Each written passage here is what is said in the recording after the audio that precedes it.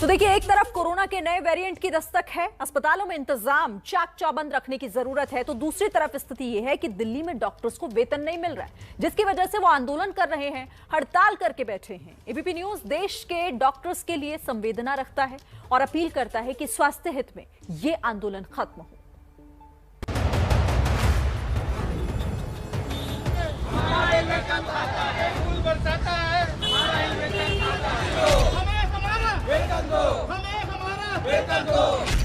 ये है दिल्ली के नॉर्थ एमसीडी के तहत आने वाला कस्तूरबा गांधी हॉस्पिटल।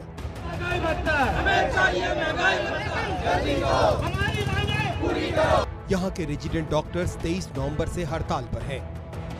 26 नवंबर से रेजिडेंट डॉक्टर्स ने अपनी हड़ताल को अनिश्चितकालीन कर दिया है।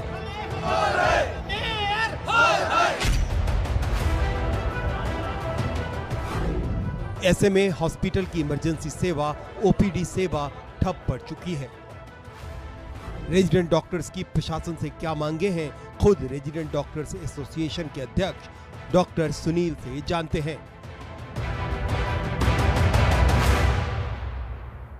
हमारे एमसीडी में जो पिछले 5 साल से जो डिले सैलरी का एक जो है क्रोनिक डिजीज हो चुका है, तो हम लोगों का जो डिमांड फिलहाल जो है वो है ये है कि हमारा वेतन समय से मिले और आगे भी समय से मिलता रहे। दूसरा, जो हमारे देश के प्रधानमंत्री ने जो डीए लागू किया है तो उसका लाभ हमें नहीं मिल रहा है, तो वो हम चाहते हैं कि जुलाई से डीए का जो है इम्प्लीमेंट हो जाए।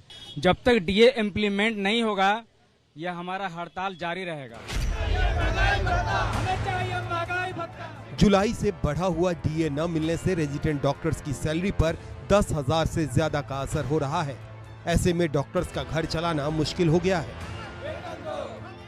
डीए जुलाई से सब जगह लग चुका है। बहुत सारे हॉस्पिटल हैं जो डीए मिल रहा है ऑलरेडी बढ़ के, हमारे हॉस्पिटल में किसी को भी नहीं मिल रहा। तो हमारा मेन डिमांड है कि डीए बढ़ के मिले। अगर डीए बढ़ेगा तो हमारे सैलरी में 10 से 15,000 रुपया का कम से कम इजाफा होगा।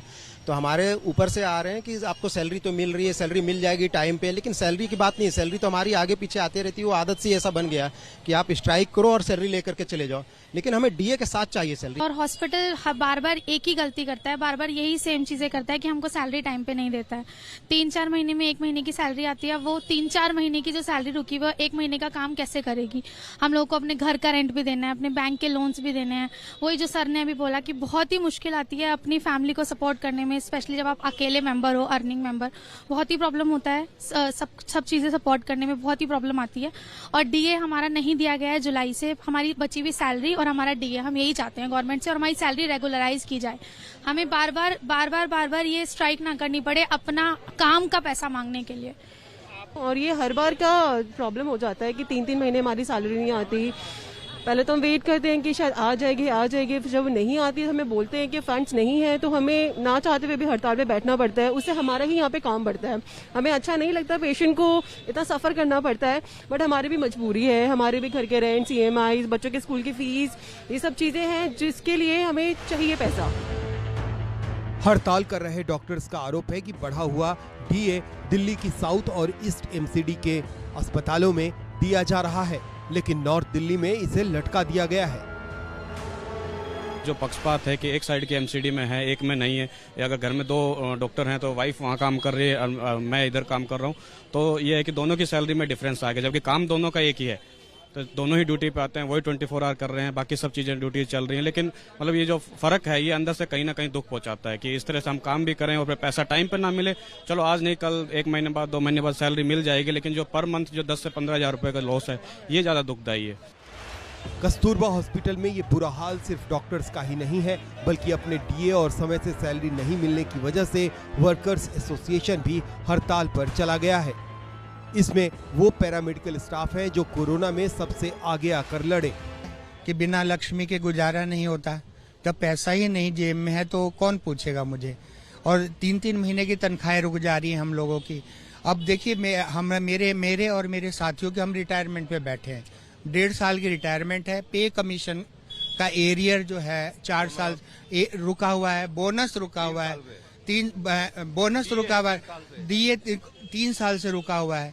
अब ये सब बताइए, जब इतना पैसा रुका रहेगा तो गृहस्थी कैसे चलेगी। तो डॉक्टर्स परेशान हैं इस इंतजार में कि शायद सरकार इनकी सुने और ये धरने से उठे।